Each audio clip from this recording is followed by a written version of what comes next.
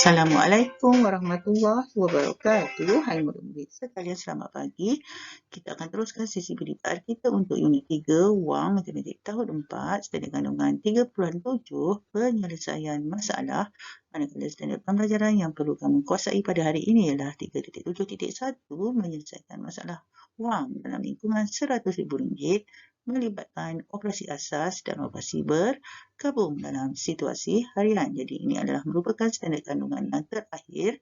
Bila dah terakhir ini adalah cikgu akan nilai kamu, kebolehan kamu dalam menjawab soalan-soalan panjang, dan cikgu akan berikan titik 4, 5 ataupun 6 berdasarkan kebolehan kamu menjawab soalan-soalan tersebut.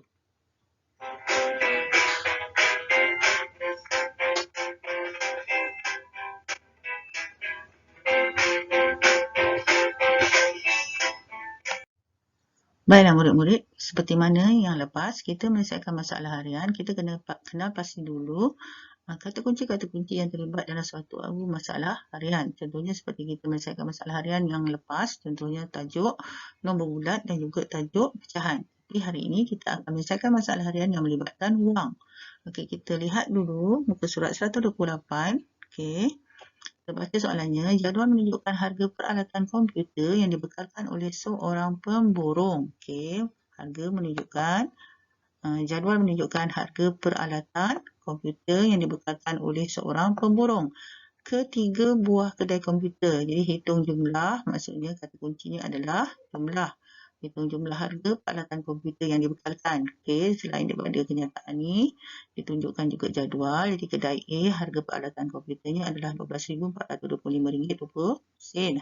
Kedai B, RM19,899. Manakala kedai C adalah RM28,170. Ini adalah maklumat yang diberi. Setelah kita fahami soalan ni, semua ketiga-tiga harga komputer tu, harga peralatan komputer kita dah faham, maka kita boleh fikir cara ataupun kita tentukan operasi yang terlibat. Bila kita dah garis tadi, hitung jumlah harga bermaksud operasi tambah. Jadi kita tambahkan semua ketiga-tiga harga peralatan komputer tersebut. Bila menambah operasi ini, boleh kita selesaikan secara terus menambah ketiga-tiga nilai nombor tersebut. Okey, kalau awak dah pasti, awak dah semak betul, maka jawapannya ini adalah betul lah, RM60,494.20. Ini adalah jumlah harga peralatan komputer yang dibekalkan oleh pemborong tersebut. Okey. Andai kata kamu ada masa, kamu juga boleh semak sama ada jawapan yang kamu buat ni adalah betul atau tidak. Okey, awak boleh semak dengan cara RM60,494.20 ni. Tolak 2 nilai, RM28,170, kemudian tolak lagi nilai lagi satu, RM9,899, akan dapat nilai RM12,425.20. Maka kamu dah pasti jawapan kamu ini adalah betul. Tapi kalau kamu dah yakin kamu buat penyelesaian itu adalah betul, kamu dah semak balik, kamu tak perlu buat semak yang inilah, tak perlu. Kamu cuma perlu buat yang ini saja. Selesaikan yang ni, kamu semak balik. Kalau awak rasa dah yakin betul, maka betul lah jawapan kamu. Kita terus kepada contoh yang kedua, menyelesaikan masalah harian yang melibatkan wang. Kita baca soalan nombor 2. Pada bulan Julai, Ending membayar yuran pengajian anaknya sebanyak RM27,000 dengan menggunakan wang simpanannya yang berjumlah RM85,600.40. Pada bulan Ogos, dia memasukkan cek bernilai RM33,565 ke dalam akaunnya. Apakah baki terkini wang akaunnya? Jadi soalan ni meminta kita suruh mencari baki akaun wang Anding. Okey, jadi kita perhatikan di sini ada 3 nilai nombor yang terlibat. Okey, RM27,000, RM85,600.40 dan RM33,565. Maksudnya kalau ada 3 nilai yang terlibat, ini merupakan adalah operasi bergabung. Okey. Asalnya, kalau kita fahami soalan dalam bentuk jadual, asalnya wang simpanannya adalah RM85,600.40.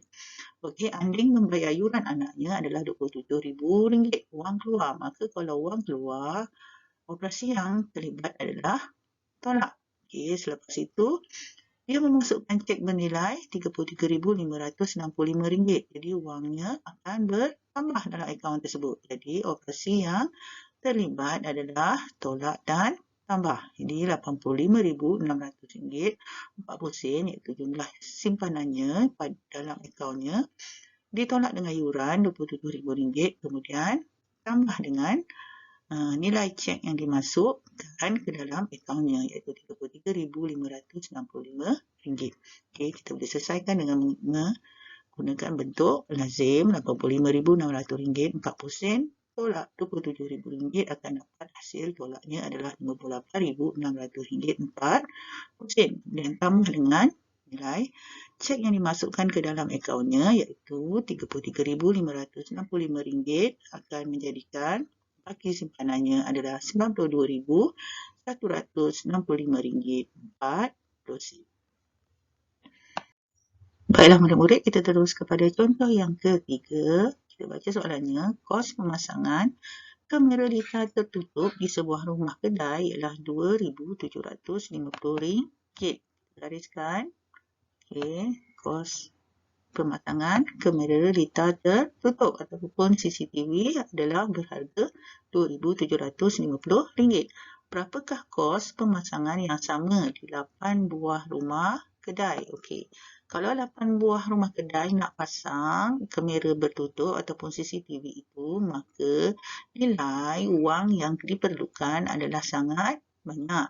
Ni kalau kita gambarkan dalam bentuk gambar rajah ada 8. 1, 2, 3, 4, 5, 6, 7, 8. Ada 8 kamera litar tertutup yang sama yang berharga RM2,750 setiap satu.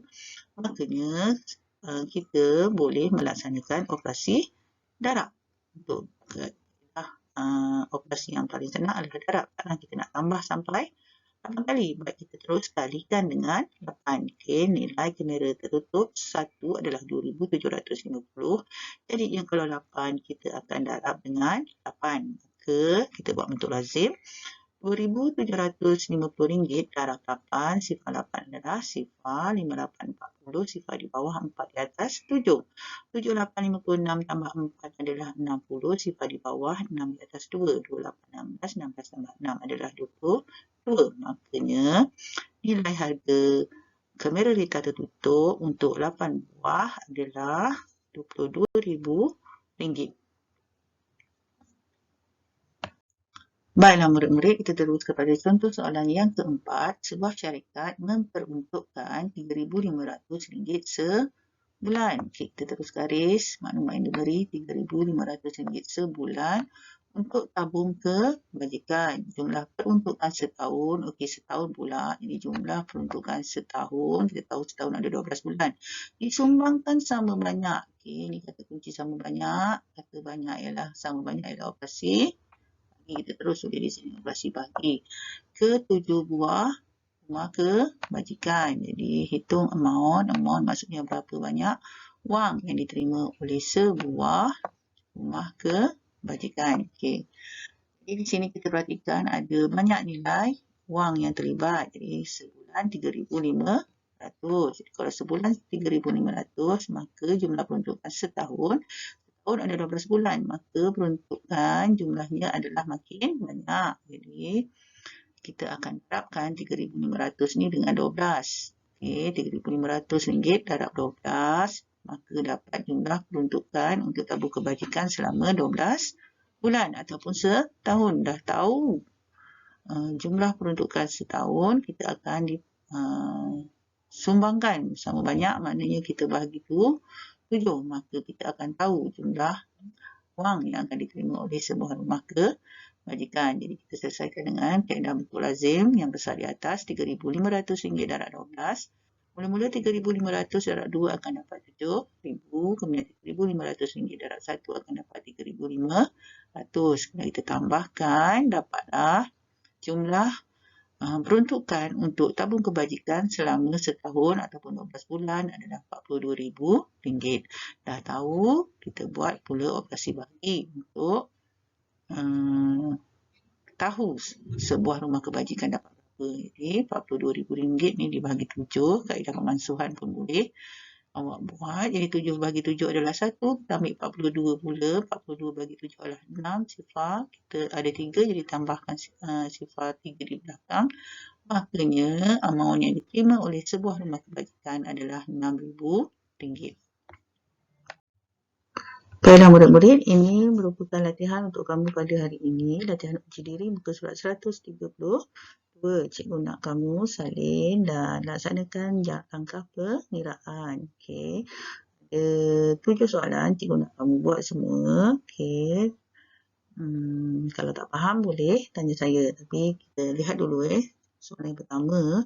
Okey, soalan yang pertama ni, kutipan sumbangan kebajikan sebanyak RM85,475.80 diagihkan kepada 3 buah rumah kebajikan. Jadi duit sumbangan ni memang banyaklah sebab ni untuk 3 rumah kebajikan. Diagihkan kepada 3 buah rumah kebajikan, rumah anak yatim fikrah dan rumah cahaya. Okey, disebut fikrah dulu. Maksudnya ini adalah untuk sumbangan fikrah dan ini adalah untuk sumbangan rumah cahaya.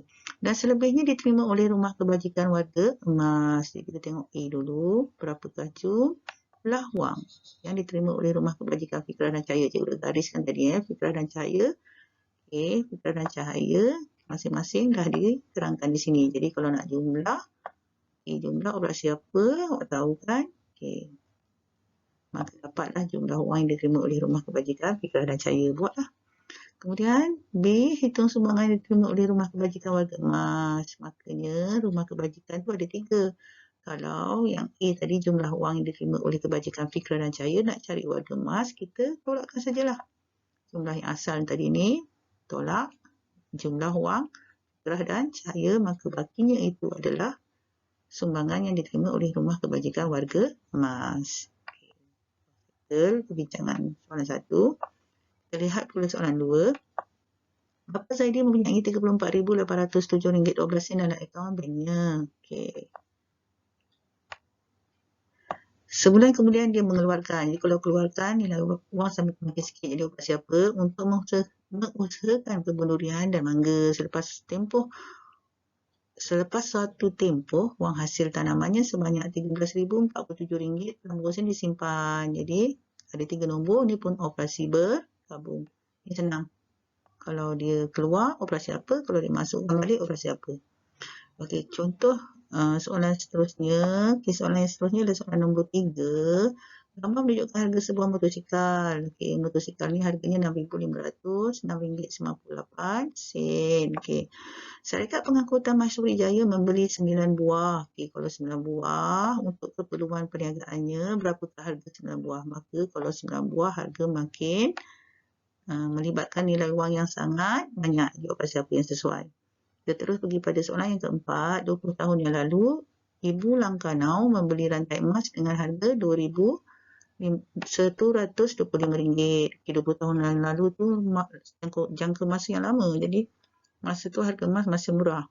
Harga rantai itu sekarang telah meningkat sebanyak 5 kali ganda. Okey, 5 kali ganda maksudnya kali operasi apa. Jadi hitung harga rantai itu sekarang. Emas adalah satu aset yang bernilai yang boleh kamu simpan. Jadi sebab harganya makin lama akan makin mahal. Okey.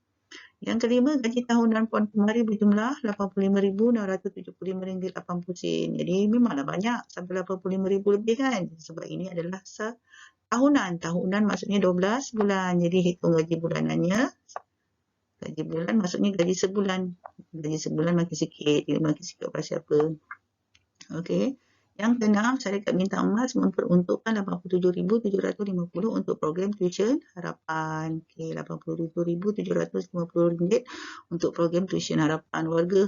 Wang itu diagihkan sama banyak. Sama banyak operasi apa? Awak tahu kan, kepada 13 buah. Jadi operasi apa? Berapakah wang yang diterima oleh 3 buah?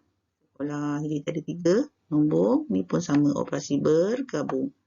Okey, soalan yang ketujuh, hasil kutipan sewaan beberapa rumah inap, maksudnya rumah kediaman lah yang disewa, berjumlah RM15,600 sebulan.